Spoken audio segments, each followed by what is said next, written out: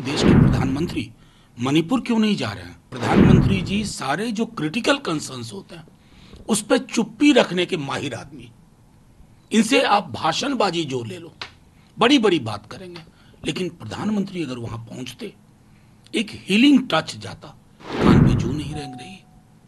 राजाओं महाराजाओं वाली आदतें हम किसी के नहीं सुनेंगे। वॉकआउट कभी भी एक एक्सट्रीम स्टेप होता है, क्यों लिया जाता है? मणिपुर का जिक्र किया और उन्होंने कहा कि वहां पर हालात तेजी से बदल रहे हैं। 11,000 से ज्यादा एफआईआर दर्ज हुई है और किसी को भी छोड़ा नहीं जाएगा जो भी दोषी पाया जाएगा। क्या कहना है? नहीं, 11,000 एफआईआर के बाद वो कह रहे हैं चीजें नॉर्मल हो रही हैं। अगर नॉर्मल हो रही हैं तो देश के प्रधानमंत्री मणिपुर क्यों नहीं जा रहे हैं? क्या ये उनकी जिम्मेवारी नहीं बनती है? मणिपुर इस देश का हिस्सा नहीं है। मतलब प्रधानमंत्री जी सारे जो क्रिटिकल कंसर्न्स होते हैं उस पर चुप्पी रखने के माहिर आदमी।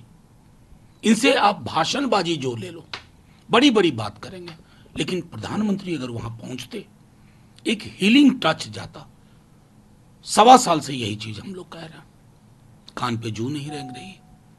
राजाओं महाराजाओं वाली आदतें हम किसी के नहीं सुनेंगे। और क्या कहूं? खड़गे साहब कह रहे हैं कि प्रधानमंत्री जी गलत तथ्य सदन के सामने रख रहे थे।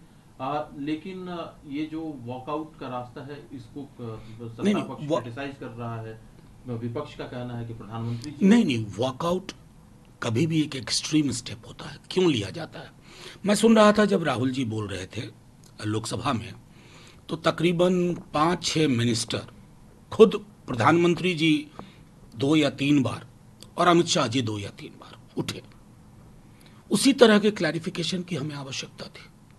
एलओपी का पद बहुत गरिमामय पद होता है, उनको मौका मिलना चाहिए था क्लैरिफाई करने के लिए, क्योंकि प्रधानमंत्री जी की आदतों में शुमार है मैं कुछ भी बोल के निकल जाऊं, कोई उस पर इंटरवीन ना करे, कोई उसको रोकने की कोशिश ना करे। तो ये चीजें संसदीय लोकतंत्र में नहीं चलती। पक्ष और विपक्ष मिलकर संसद बनती है, और 240 वाला जो मैंडेट है ना प्रधानमंत्री जी, वो संदेश है लोकतंत्र में सामूहिकता को बहाल कीजिए। आप एनडीए बोलने लगे, अब मोदी नहीं हो रहा है, तो उसी तरह से ये भी सोचिए कि विपक्ष आपका शत्रु नहीं है, वो इंटरवीन करेगा, आप संतुष्ट नहीं है फिर क्लैरिफाई करिए। ये पद्धतियां हैं।